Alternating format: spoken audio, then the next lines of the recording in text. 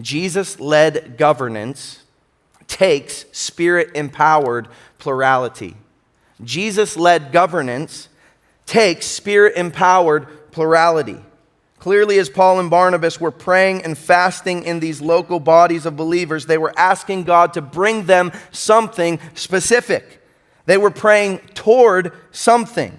They believed that God could supply them with a plurality of men who could take responsibility for loving, leading, shepherding, and teaching the flock of God.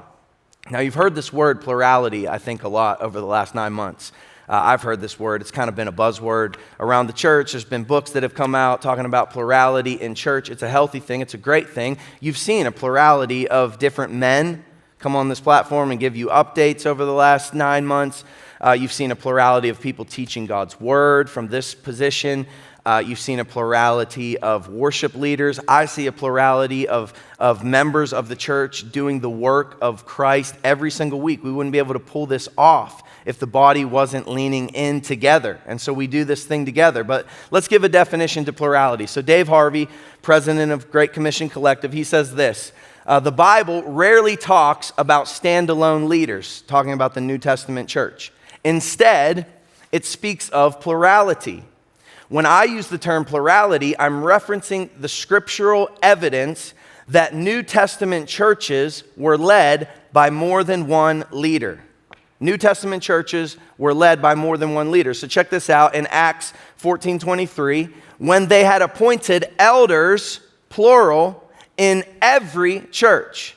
Elders, plural, in every church. Not one elder per church in each community, not one lead guy in every church per community. They appointed elders, plural, for them in every church.